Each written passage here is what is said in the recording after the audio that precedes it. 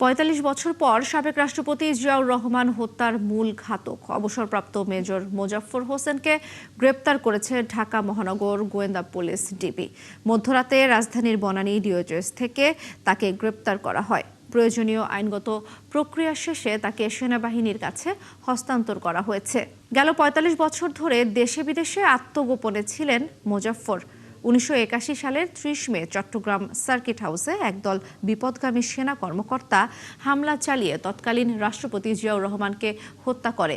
এই হত্যাযজ্ঞে সরাসরি অংশ নেয়া সেনা কর্মকর্তাদের মধ্যে মেজর মোজাফফর হোসেন ও ক্যাপ্টেন মোসলে উদ্দিন অন্যতম। মামলা সংক্রান্ত বিবরণ অনুযায়ী জানা যায়, মেজর মোজাফফর হোসেনই প্রথম রাষ্ট্রপতি জিয়াউর রহমানকে লক্ষ্য করে সরাসরি গুলি চালান।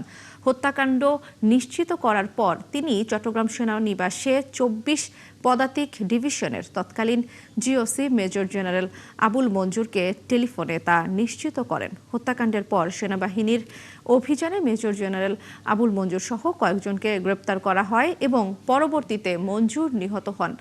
তার ক্যাপ্টেন মোসলে উদ্দিন গ্রেপ্তার হয়ে যাবজ্জীবন কারাদণ্ডে দণ্ডিত হন। তখন মেজর মোজাফফর হোসেন ও মেজর এস.এম. খালেদ পালিয়ে যান। তদন্ত সংশ্লিষ্ট সূত্র জানায়, মেজর মোজাফফর হোসেন দীর্ঘদিন ভারতে আত্মগোপনে ছিলেন। পরবর্তীতে তিনি ছদ্মনাম ব্যবহার করে সীমান্ত অতিক্রম করে বিভিন্ন স্থানে যাতায়াত করতেন। ৪৫ বছর আত্মগোপনে থাকার পর অবশেষে গতরাতে ঢাকা মহানগর গোয়েন্দা পুলিশের জালে ধরা পড়েন তিনি। সেনাবাহিনীর নিজস্ব বিচার প্রক্রিয়ায় এখন তার বিরুদ্ধে পরবর্তী আইনি পদক্ষেপ নেওয়া হবে। দর্শক, এ নিয়ে আরও খবর জানাতে রাজধানীর মিন্টু রোডের ডিবি কার্যালয় থেকে আমাদের সঙ্গে যুক্ত হচ্ছেন সহকর্মী মহিন মিজান। মহিম, জিয়াউর রহমানের খুনি মোজাফফরের আটকের বিষয়ে আর কি তথ্য আছে আপনার কাছে? জুলাই শহীদ দিবসের দোলনা, আপনি এতক্ষণ একটা বিস্তৃত বর্ণনা দিলেন যে এই যে জিয়াউর রহমানের যে হত্যাকারী মেজর অবসরপ্রাপ্ত মোজাফফর আহমেদকে সে কি করেছিল এবং সেই ১৯৮১ সালে ৩০ মে সে যে মূল নায়ক ছিল তৎকালীন যে রাষ্ট্রপতি জিয়াউর রহমানকে হত্যার পিছনে, এবং তিনি সরাসরি হত্যার সঙ্গে যুক্ত ছিলেন। এবং আপনি এটিও নিশ্চিত করেছেন, আপনি বলেছেন যে তিনি হত্যা করবার পর তৎকালীন যে চট্টগ্রাম রেঞ্জের যে জিওসি মেজর জেনারেল মঞ্জুর, তাকে তিনি ফোন দিয়ে মোজাফফর হোসেন ফোন দিয়ে নিশ্চিত করেন যে প্রেসিডেন্ট জিয়াউর রহমানকে হত্যা করা হয়েছে এবং তিনি চিহ্নিত করতে পেরেছেন, পরবর্তীতে হত্যা করা হয়েছে।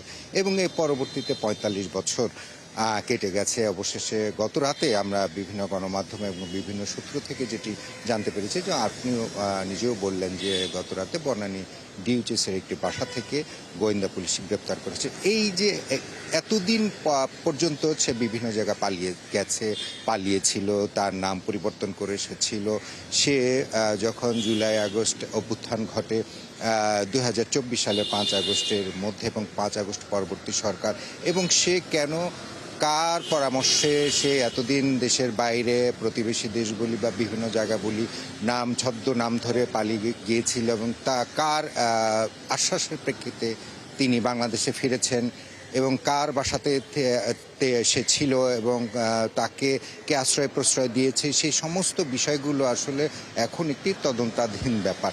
যেহেতু এই হত্যাকাণ্ড, শহীদ প্রেসিডেন্ট জিয়াউর রহমানের হত্যাকাণ্ডের বিষয়ে তখন সে সময় একটি কোর্ট মার্শাল হয়েছিল, এবং কোর্ট মার্শালের সে তার অভিযুক্ত অপরাধী ছিল, তার বিরুদ্ধে অভিযোগ প্রমাণিত হয়েছে এবং তার বিরুদ্ধে শাস্তি ঘোষণা করা হয়েছে, এবং তৎকালীন অস্থায়ী যে রাষ্ট্রপতি আব্দুস সাত্তার সরকারের সময় তাকে খুঁজে পেতে সুবিধার জন্য তার বিরুদ্ধে পুরস্কার ঘোষণা করা হয়েছে, কেউ যাতে তাকে ধরিয়ে দিতে পারলে পুরস্কৃত হবেন, সেটি সেই সময়কার গণমাধ্যমে পত্রপত্রিকায় এই সমস্ত বিষয়গুলো উঠে এসেছে। সেই পুরস্কার প্রাপ্ত আসামি যাকে ধরিয়ে দিলে পুরস্কার ঘোষণা করেছে, সেই আজকে থেকে ৪৫ বছর আগে তাকে বাংলাদেশে কে আশ্রয় দিল, কার বাসা থেকে গ্রেপ্তার হয়েছে, তিনি কোন প্রেক্ষিতে এখানে এসেছেন, তার অন্য কোনো পরিকল্পনা ছিল কিনা, সেগুলো যদি আবার নতুন করে মামলা হয়, নতুন করে পুলিশ তদন্ত করে, সেই বিষয়গুলো আমরা জানবার জন্য আসলে ঢাকা মহানগর গোয়েন্দা পুলিশ প্রধান যে শফিকুল ইসলামের সঙ্গে আমরা কথা বলেছি, যে শফিকুল ইসলাম তিনি বলেছেন আটক করেছে।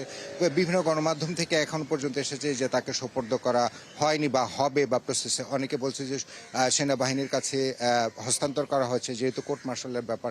তো সমস্ত বিষয়গুলো আমাদেরকে ডিবি প্রধান শফিকুল ইসলাম বলেছেন তিনি সমস্ত তথ্য উপাত্ত এবং প্রমাণ হাজির করে তিনি গণমাধ্যমকে অন্তত এই বিষয়গুলো পরিষ্কার করবেন, হয়তো সংবাদ সম্মেলনের মাধ্যমে বা অন্য কোনো উপায়। এখন তথ্য উপাত্ত ঘাটাঘাটির পর্যায়ে আছে যে তাকে বাংলাদেশে ঢুকতে কে সাহায্য করেছিল, সে কবে প্রবেশ করেছে, কার আশ্রয় ছিল, কার সহযোগিতায় কোন পর্যন্ত পৌঁছেছিল, সমস্ত বিষয়গুলো মোজাফফর হোসেনের বিষয় যে জিয়াউর রহমান প্রেসিডেন্ট জিয়াউর রহমানকে হত্যার সঙ্গে সরাসরি যুক্ত ছিল, এই তাকে আশ্রয় প্রশ্রয় দেওয়া সহ অন্যান্য বিষয়গুলো পরিষ্কারভাবে ডিবি প্রধান আমাদেরকে জানাবেন বলে নিশ্চিত করেছেন মুঠোফোনে।